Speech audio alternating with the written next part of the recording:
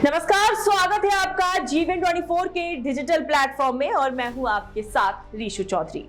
केंद्र सरकार ने बुधवार को वक्फ संशोधन विधेयक पेश किया। बिल पेश होने के बाद शुरुआत में 8 घंटे चर्चा का समय तय किया गया था, लेकिन बहस के लिए समय कम पड़ने पर इसकी अवधि 3 बार बढ़ाई गई और सदन में रात 12 बजे तक चला। 288 मत इसके पक्ष में और 232 मत विरोध में पड़े। इस विधेयक के समर्थन में जहां केंद्र सरकार इसे पारदर्शिता और सुधार का कदम बता रही है, वहीं विपक्ष इसे मुस्लिम समुदाय के धार्मिक अधिकारों पर हमला मान रहा है।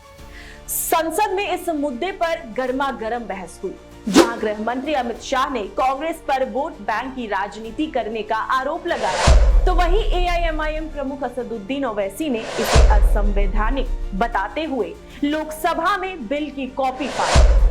वहीं आपको बता दें, आज वक्फ बिल राज्यसभा में पेश किया जाएगा, लेकिन सबसे पहले ये जानते हैं कि आखिर वक्फ कहते किसे हैं। दरअसल वक्फ अरबी भाषा है, बेकुफा शब्द से बना है, जिसका अर्थ होता है ठहरना या रोकना।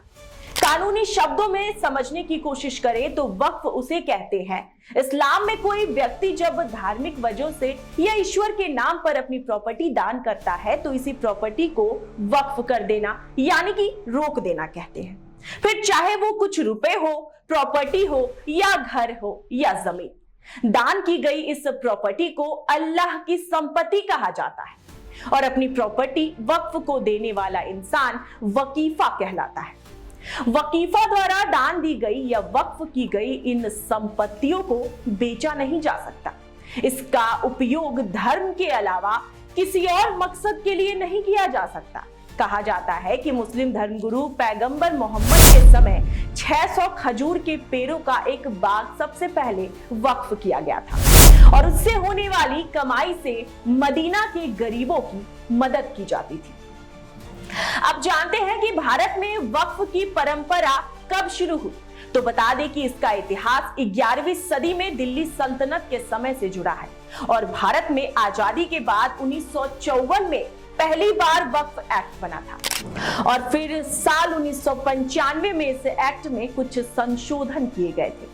फिर नया एक्ट बना और इसमें साल 2013 में भी कई बदलाव किए गए। साल 2013 के बाद 8 अगस्त 2024 को लोकसभा में वक्फ एक्ट में संशोधन कर नया बिल पेश किया गया, जिसके खिलाफ देश भर में विरोध प्रदर्शन हुए। विरोध के बाद बिल का ड्राफ्ट तैयार किया गया और इसे संसद की जेपीसी को भेज दिया गया, जिस पर चर्चा हुई और 27 जनवरी 2025 को जेपीसी ने बिल के ड्राफ्ट को मंजूरी देकर सुझाए गए 14 संशोधनों को स्वीकार किया। इसके बाद 13 फरवरी 2025 को जेपीसी की रिपोर्ट संसद में पेश की गई। 19 फरवरी 2025 को कैबिनेट की बैठक में वक्फ के संशोधित बिल को मंजूरी मिल गई और कल यानी 2 अप्रैल को इस बिल को संसद में पेश किया गया, जिस पर 8 घंटे की बहस हुई और फिर इस पर वोटिंग हुई। 2022 में अब तक देश के अलग अलग हाई कोर्ट में वक्फ एक्ट से जुड़ी करीब 120 याचिकाएं दायर की गई थी, जिसमें मौजूदा वक्फ कानून में कई खामियां बताई गई। इनमें करीब 15 याचिकाएं मुस्लिमों की तरफ से है, जिसमें सबसे बड़ा तर्क यह था कि एक्ट के सेक्शन 40 के मुताबिक वक्फ किसी भी प्रॉपर्टी को अपनी प्रॉपर्टी घोषित कर सकता है। इसके खिलाफ कोई शिकायत भी वक्फ बोर्ड ट्रिब्यूनल में ही की जा सकती है और इस पर अंतिम फैसला ट्रिब्यूनल का ही होता है। आम लोगों के लिए वक्फ जैसी ताकतवर संस्था के फैसले को कोर्ट में चैलेंज करना आसान नहीं होता। केंद्र सरकार का कहना है कि 2006 की जस्टिस सच्चर कमेटी की रिपोर्ट की सिफारिशों के आधार पर ही एक्ट में बदलाव किए जा रहे हैं। 8 अगस्त को लोकसभा में बिल पेश करते हुए संसदीय कार्य और अल्पसंख्यक मामलों के मंत्री किरण रिजिजू ने कहा था कि इस बिल का मकसद धार्मिक संस्थाओं के कामकाज के हस्तक्षेप करना नहीं है। बिल मुस्लिम महिलाओं और पिछड़े मुस्लिमों को वक्फ बोर्ड में हिस्सेदारी देने के लिए लाया गया है। इसमें वक्फ प्रॉपर्टी के विवाद 6 महीने के अंदर निपटाने का प्रावधान है।